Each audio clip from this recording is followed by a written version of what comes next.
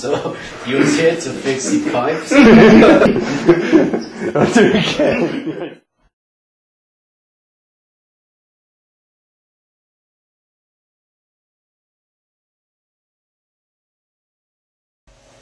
The idea of the mover first came to me as I was moving house. I had a traffic jam with a car full of boxes, my stuff, and I just had the idea of, you know, what if it was a mission, like a job no one knew about, and it's been something I've wondered about for a long time. You know, there must be people that do a job like that. The people who have to get away somewhere, who have a lot of possessions, there's no way they'd want to give it all up. There has to be someone, like a baggage man, that they'd send back to get stuff like that. And that's where the initial idea for the film came from. I didn't find it very difficult getting into the role of the mover because, you know, you just got, when you get in a part like that, you just got to let yourself go, haven't you? So, you know, I thought, well, you know, I'm in this movie, I've got the part, and I thought, well, it's another one to do, so I thought, well, I may as well do it and get on with it, and I thought, well, you know, turn up on set, in roll, walk off set, out roll, easy. Does he not want a job? No. Oh, the movie don't job, does he? Drives. Upwards and onwards.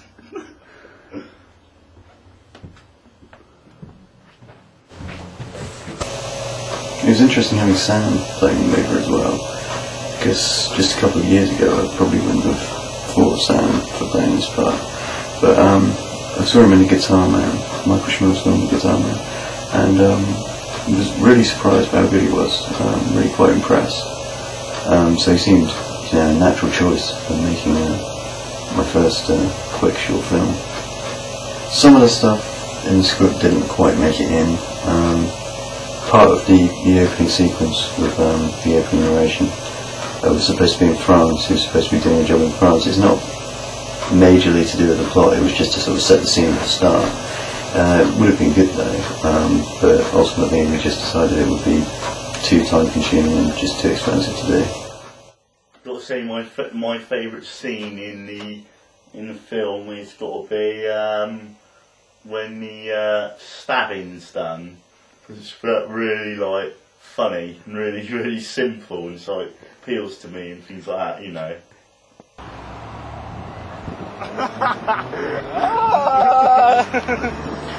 That was looking really fucking good then. When he did that. I do it again. Got to say my favourite line is "So what am I?" at the end, because one, it's the only one I can remember, and two, it's quite short and I didn't have to fuck around with it a lot. Should have turned round again with a gun.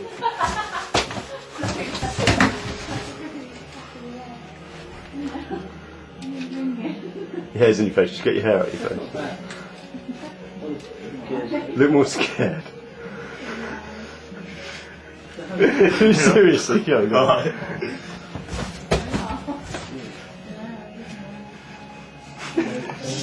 Funny, can't do it. Going out? Yeah. What's it like? It's just, I'm trying to do it seriously. right, stop laughing. Scared. Yeah, it's scared. Like, Open eyes, open I don't really like. What fine? Yeah, that's it. That's Sorry. Oh, shut up. Sorry, that's it, that was better.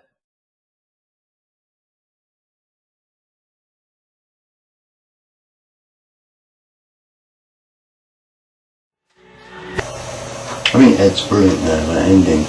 He really wanted more screen time. He was really hoping his character, the hitman, could get in it a bit more. But I think he has a lot of impact, you know, when he shows up at the end.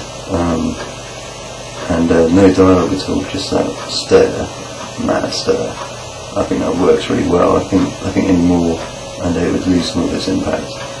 So I just promised Ed a bigger part in the next film.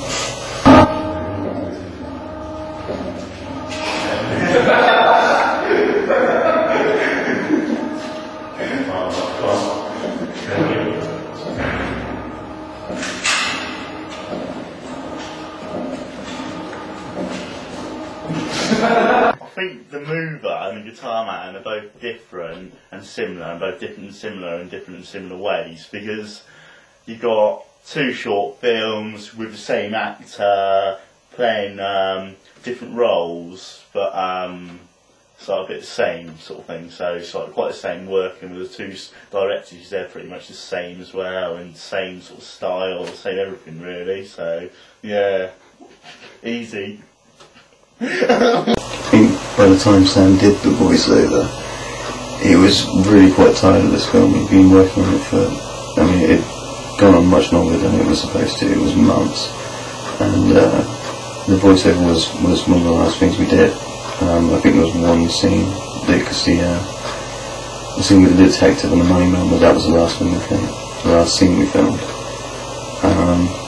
But yeah, the narration was probably the last thing we did before that, and he was really tired of it by then. He had to do some of it again, because he had this tendency to sort of read it out and rush through it.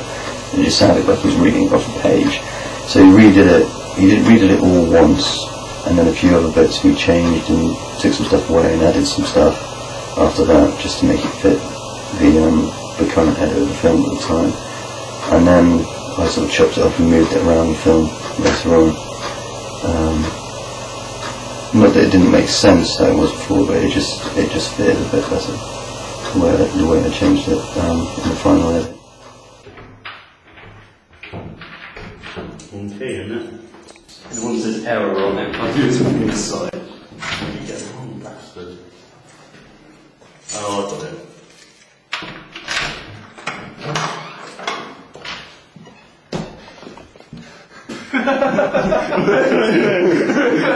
The character got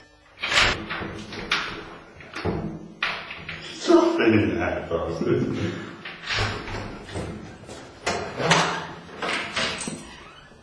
Hey, you alright? Yeah. How's it going? Fair to medium.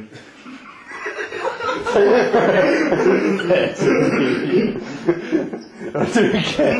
It's 30. Hi. Really very much. Alright, go on then.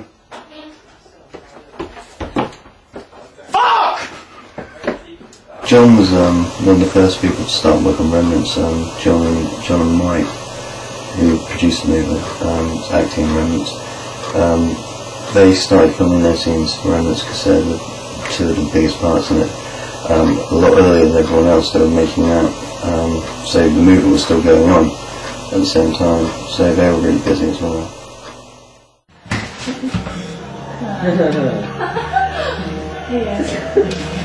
How dare you? Yeah, that was good.